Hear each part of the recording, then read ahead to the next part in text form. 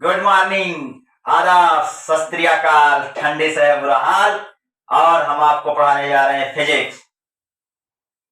आज क्या बहुत ही खूबसूरत सा टॉपिक लेकर आए हैं आप लोगों के लिए, और आप अच्छे से पढ़िए, मेहनत करते रहिए। और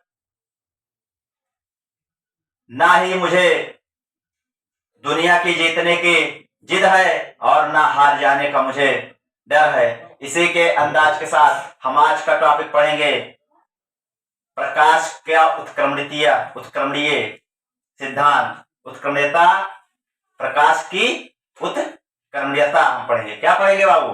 प्रकाश की उत्क्रमणीयता। तो हम हेडिंग डालेंगे प्रकाश की उत्क्रमणीयता। प्रकाश की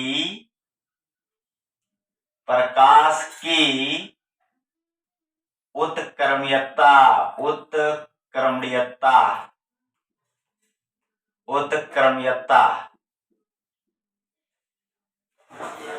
रिवाइजिबिलिटी ऑफ लाइट। ठीक है, तो अब अगर हम यहां से देखें कि सबसे ऊपर का जो हमारा माध्यम है वो क्या है? वायु है। क्या है बेटा? वायु है। एयर, वायु। और उसके बाद में हम यहां पर एक पारदर्शी माध्यम लेते हैं जिसे हम सीमा पृष्ठ कहेंगे। हमने यहां से एक सीमा पृष्ठ लाइन ड्रॉ कर लिया। क्या ड्रॉ कर लिया बाबू? सीमा पृष्ठ लाइन, जिसको कहेंगे पारदर्शी माध्यम, या इसे हम कहेंगे सीमा पृष्ठ या पारदर्शी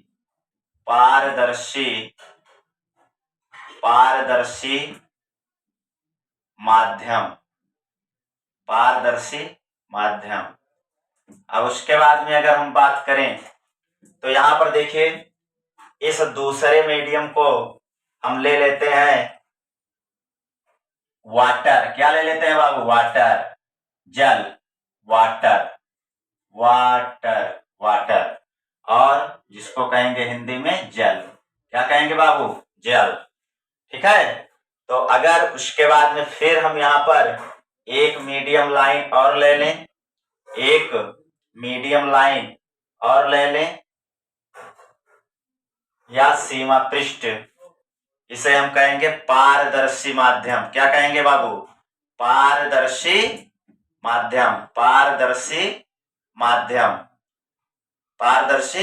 माध्यम। तो यहां पर अगर देखें पारदर्शी माध्यम, हम इसको ले लेते हैं, इसको हम मान लेते हैं कांच। क्या मान लेते हैं? कांच मान लेते हैं, जिसको हम कहेंगे ग्लास। क्या कहेंगे बाबू? ग्लास कहेंगे। क्या कहेंगे? ग्लास। तो हमने यहाँ पर तीन माध्यम लिया। एक माध्यम हमने लिया एयर, और एक माध्यम हमने लिया वाटर, और एक माध्यम हमने लिया ग्लास, या एक माध्यम हमने वायु लिया, एक माध्यम क्या लिया? जल लिया, और एक माध्यम हमने क्या लिया? कांच लिया। अब हमने आपको बताया था कि अगर यहां पर देखा जाए तो हमने आपको पहले लेक्चर में बताया था कि जो प्रकाश की किरणें होती हैं वो, उनकी अगर चाल की बात किया जाए तो वो हमेशा निर्वात में सबसे तेज चलती हैं, उसके बाद में गैस में, और उससे बाद में सबसे कम द्रव, उसके बाद में फिर उससे कम ठोस में। तो अगर हम यहां पर देखें तो हमारा जो वायु है वो जल की अपेक्षा क्या है? विरल है, और जो हमारा जल है वो कांच की अपेक्षा क्या है? विरल है। तो अगर देखा जाए तो सबसे तेज जो प्रकाश की चाल होगी वो किसमें होगी? वायु में होगी। और उसके बाद में दूसरी बार अगर देखा जाए तो उसके बाद में जब जल में आएगी तो इसका कोई ना कोई क्या हो जाएगी? वेलोसिटी इसकी चेंज हो जाएगी, और उसके बाद में जब ये कांच में जाएगी तो इसकी वेलोसिटी फिर से चेंज हो जाएगी। तो उसके बाद में कांच के बाद अगर हम पुनः फिर एयर लें तो ये अपनी गति को या अपनी स्थिति को बार बार क्या करेगी? दोहराएगी। बार बार क्या करेगी, दोहराएगी, यानी कि इसी को क्या कहते हैं, इसी को कहते हैं प्रकाश की उत्क्रमणीयता। फिर वो एयर में जाएगी, एयर से फिर वाटर में, फिर कांच में, फिर इसी तरीके से वो लगातार ऐसे चलती रहेगी। इसी को क्या कहते हैं, प्रकाश की उत्क्रमणीयता कहते हैं। तो अगर हम बात करें, यहां पर हमने क्या ले लिया, एक नॉर्मल, अपने आप से क्या ले लिया, एक नॉर्मल ले लिया। क्या ले लिया बाबू, एक नॉर्मल ले लिया। अब हम यहां से अगर देखें तो इसको हम बोल दिए अभिलंब। क्या बोल दिए, अभिलंब। क्या बोल दिए, अभिलंब। अब उसके बाद में देखिए, यहां से हमने एक प्रकाश की किरण को वायु माध्यम से एक प्रकाश की किरण आ रही है, आ रही है, आ रही है, ठीक, आ रही है कि नहीं, ध्यान से बाबू। यहां पे देखिए, हेलो हेलो, नजरिया कहां होनी चाहिए, नजरिया बोर्ड पर होनी चाहिए। तो इस तरीके से एक प्रकाश की किरण आई और यहां पर कोई ना कोई एंगल बनाएगी। इस एंगल को हमने बोल दिया, इस एंगल का नाम हमने दे दिया I1। क्या दे दिया, I1। इस एंगल को हमने क्या कह दिया, I1, जिसको हम कहते हैं एंगल ऑफ इंसिडेंस। और उसके बाद में यहां पर अगर हम देख रहे हैं तो आपको बताए थे कि जब कोई प्रकाश की किरण विरल माध्यम से सघन माध्यम में आती है, विरल माध्यम से सघन माध्यम में आती है, क्योंकि यहां पर अगर देखें तो वायु की अपेक्षा जल सघन है। तो जब कोई प्रकाश की किरण विरल माध्यम से सघन माध्यम में आती है तो क्या होती है बाबू, अभिलंब की ओर झुक जाती है। क्या होती है, अभिलंब की ओर झुक जाती है। तो यहां पर अगर देखें तो ये प्रकाश की किरण इस तरीके से ऐसे सीधा जानी चाहिए थे, लेकिन ये क्या होगी, अभिलंब की ओर थोड़ा से झुक जाएगी, तो यहां पर झुक गई। अब उसके बाद में ये ऐसे सीधे सीधे जाएगी, ऐसे सीधे चली जाएगी। अब देखिए यहां पर झुकी, तो हमने आपको बताया था कि जब नॉर्मल के बीच में कोई एंगल बनेगा, नॉर्मल और अपवर्तित किरण के बीच में कोई एंगल बनेगा, तो उस एंगल को हम क्या कहते हैं, angle of refraction, angle of refraction या अपवर्तन कोण। तो अगर हम यहाँ पर बात करें तो हम इस अपवर्तन कोण को मान लेते हैं R1। क्या मान लेते हैं, R1 मान लेते हैं, R1 मान लेते हैं। और उसके बाद में अब हम यहाँ इस पॉइंट पर, अब हमारा माध्यम फिर क्या होगा, परिवर्तित होगा। अब क्या होगा, प्रकाश की किरण जल से कहां जाएगी, जल से कांच में जाएगी। तो अब माध्यम क्या हो रहा है, परिवर्तित हो रहा है। तो जब माध्यम परिवर्तित हो रहा है तो यहां भी क्या होगी, प्रकाश के चाल में या प्रकाश की चाल क्या हो जाएगी, विचलित हो जाएगी। तो यहां पर हम फिर क्या करेंगे, अपने आप से एक नॉर्मल ड्रा करेंगे। क्या ड्रा करेंगे बाबू, नॉर्मल ड्रा करेंगे। अब यहां पर अगर देखिए तो यहां पर क्या होगा, अब देखिए आपने पढ़ा होगा कि नॉर्मल, ये वाला नॉर्मल अभिलंब, अभिलंब, अभिलंब।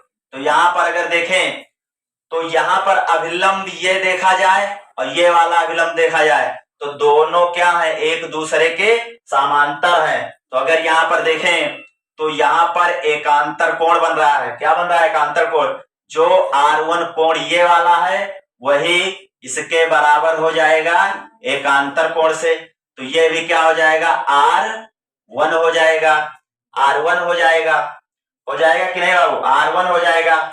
अब उसके बाद में अगर हम देखें तो प्रकाश की किरण ये सीधे इस तरीके से चली जानी चाहिए थी, इस तरीके से चली जानी चाहिए थी।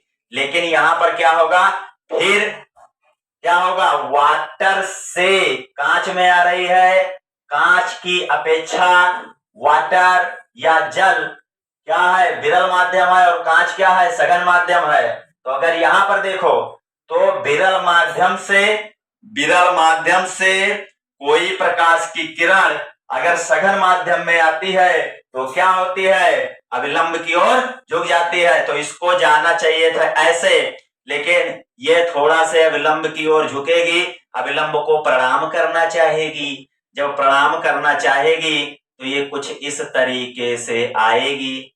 बोलो, इस तरीके से आएगी कि नहीं?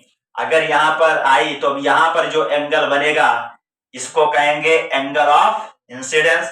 तो अगर यहां पर देखें तो यहां पर सॉरी एंगल ऑफ रिफ्रैक्शन इसको कहेंगे। तो यहां पर अगर देखें तो इसको हम मान लेते हैं R2। क्या मान लें? R2। क्या मान लें? R2। और उसके बाद में अगर हम पुनः बात करें तो यहां पर अगर फिर से हम एक माध्यम माने, एक क्या माने? माध्यम माने, और वो माध्यम जो हमारा होगा वो अगर हम फिर से इसको वायु मान लें कि अब इसके नीचे वायु है तो ये क्या होगी? सघन से कहां जाएगी? सघन से विरल में जाएगी। क्योंकि अगर हम इसके नीचे मान लेंगे फिर क्या है? माध्यम। फिर हमारा माध्यम वायु है। क्या है? वायु, जिसको कहेंगे एयर है। तो इस तरीके से अगर हम देखें तो यहां से क्या होगी? इस बार अगर हम नॉर्मल ड्रॉ करना चाहें तो यहां पर हमने एक नॉर्मल ड्रॉ किया और इस बार क्या होगी? प्रकाश की किरण अभिलंब से दूर हटेगी तो ये यहां पर भी क्या हो जाएगा? हमारा R2 हो जाएगा। क्या हो जाएगा बाबू? R2। और क्योंकि नॉर्मल समांतर या एकांतर कोण से क्या हो जाएंगे? R2 हो जाएगा। उसके बाद में इस बार क्या होगा? इस बार जो प्रकाश की किरण होगी वो हमारी हो जाएगी अभिलंब से दूर हट जाएगी। क्या हो जाएगी बाबू? अभिलंब से दूर हट जाएगी। क्योंकि इस बार कांच सघन है और वायु क्या है? विरल है। वायु क्या है? विरल है। तो अगर हम बात करें वायु विरल है तो सघन से अगर विरल में कोई प्रकाश की किरण आती है तो अभिलंब से दूर हट जाती है। तो यहां पर जब ये अभिलंब से दूर हटेगी तो पुनः उसी स्थिति में जाएगी जिस तरीके से वायु में आ रही थी। तो ये जाना चाहिए था इसको ऐसे, ये चली जाएगी ऐसे। तो यहां पर अगर देखें तो यहां पर जो एंगल बनेगा इस एंगल का नाम हम दे देंगे R3। क्या दे देंगे? R3। क्या दे देंगे बाबू? R3। अब यहां पर अगर देखें तो ये वाली किरण इस वाली किरण से बराबर है। तो यहां पर यह इसके समांतर है, यह इसके समांतर। तो यहां पर I1 R3 के क्या हो जाएगा? बराबर हो जाएगा। I1 R3 के बराबर हो जाएगा। और अगर यहां पर देखें तो यहां पर R1 R2 के बराबर हो जाएगा।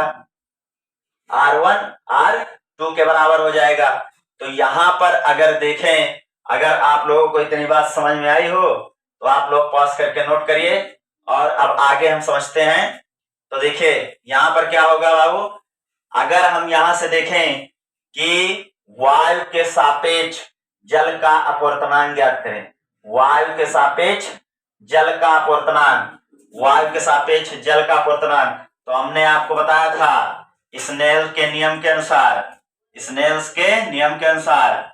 तो अगर यहां पर देखें तो यहां पर हो जाएगा हमारा एन क्या है? अपवर्तनांक AN वायु के सापेक्ष जल का अपवर्तनांक बराबर साइन I1 बटे साइन R1। क्या हो जाएगा बाबू? साइन I1 बटे साइन R1। और अगर हम यहां पर देखें, इस बार अगर देखें दूसरा, तो यहां पर हो जाएगा वायु के सापेक्ष जल का अपवर्तनांक हमने लिखा। अब जल के सापेक्ष अगर हम कांच का अपवर्तनांक लिखें, जल के सापेक्ष क्या लिखें? कांच का अपवर्तनांक।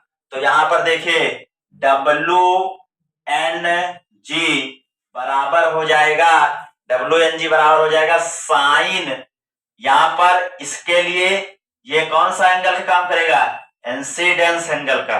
तो यहां पर एंगल ऑफ इंसिडेंस ये दर्शाएगा।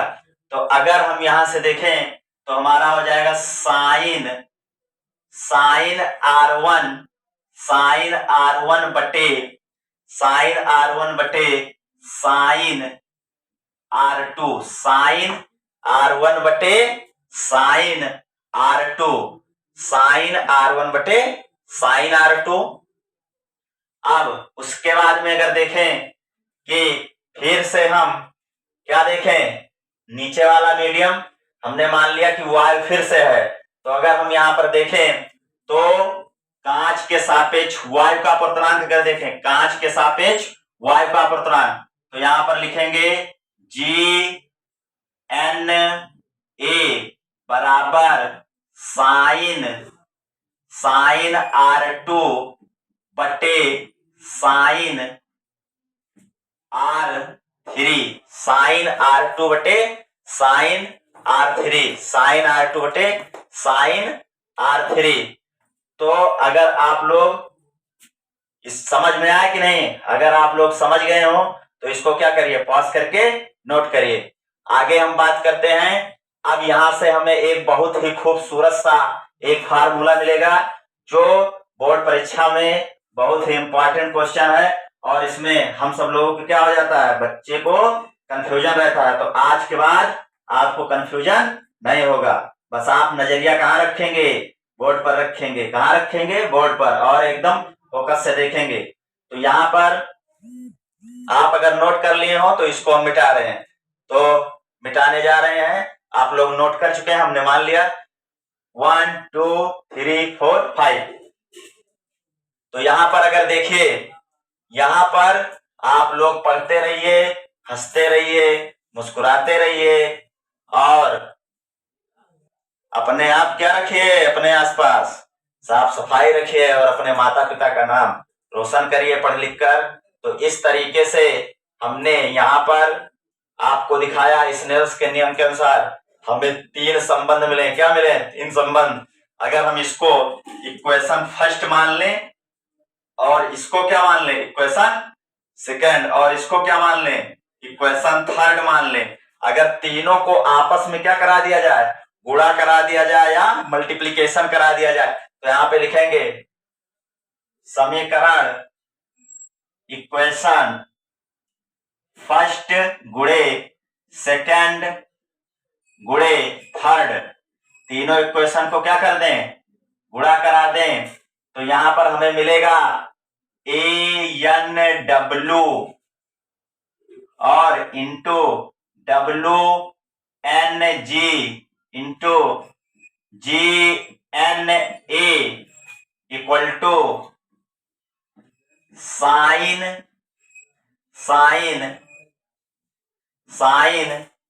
I1 बटे sign R1 into sine R1 बटे साइन R2 और इंटू साइन R2 बटे साइन R3, साइन R3। तो अगर हम यहां पर देखें तो पिछले वीडियो में हमने देखा कि I1 R3 के बराबर था, कोण I1 कोण R3 के बराबर था, क्योंकि फिर से वो कहां जा रही थी, प्रकाश की किरण वो फिर से कहां जा रही थी, वायु में जा रही थी। तो जितने एंगल पर आई रहेगी उतने एंगल पर फिर वायु में जाने लगेगी। तो यहां से वहां पे बना था R3। तो अगर हम यहां से मान लें कि कोण R3 बराबर है कोण I1 के, तो अगर हम यहाँ पर I1 की वैल्यू R3 रख दें, I1 की वैल्यू R3 रख दें, तो हम यहां से देखेंगे कि ANW into WNG into GNA equal to क्या आ जाएगा, इक्वल टू हो जाएगा साइन I1 के स्थान पे क्या रख दें, R3, क्या रख दिया गया, R3 बट्टे में कितना आ जाएगा, sign R1 into sine R1 और बट्टे में साइन R2 और इंटू साइन R2 बट्टे साइन R3। तो यहां से हम देख रहे हैं कि R3 को साइन R3 ने साइन R3 को पटक दिया और पटक के मार दिया, कट गए। उसके बाद में साइन R1 ने पटक दिया साइन R1 को, दोनों लोग आपस में मर गए। अब उसके बाद में यहाँ देखें साइन R2 एक दूसरे को मार दिए। कहने का मतलब यहाँ पे क्या बचा, 1 बचा। ठीक, तो यहां से एक बहुत ही खूबसूरत सा क्या निकल के आया फार्मूला, WNG और GNA बराबर यहाँ पर क्या मिल गया, 1। आप लोग इसको कपिया में क्या करिए, कपिया में नोट करिए।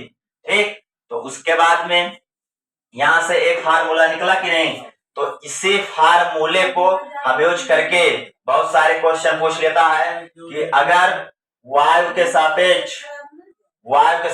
जल का अपवर्तनांक इतना है और वायु के सापेक्ष कांच का अपवर्तनांक इतना है, तो आप जल के सापेक्ष कांच का अपवर्तनांक ज्ञात कीजिए। जल के सापेक्ष कांच का अपवर्तनांक, तो इस तरीके से इसी फार्मूले पर क्या हो जाएगा, निकल जाएगा। ठीक, समझ गए कि नहीं। अब अगर आपको भूलने का डर है कि हम इसको याद कैसे रखेंगे, अगर आपको भूलने का डर है तो आप लोग यहाँ पर देखिए, आपके घर पर क्या होगा, आपके घर पर कुछ लोग अब नहीं जानोगे, आपके घर पर एक क्या रहता है, जाता। तो इस तरीके से या हम घड़ी मान लेते हैं, घड़ी। ठीक, जाता नहीं जानोगे। ठीक, तो यहाँ पर हमने एक क्या मान लिया, घड़ी मान लिया। इसको अच्छे से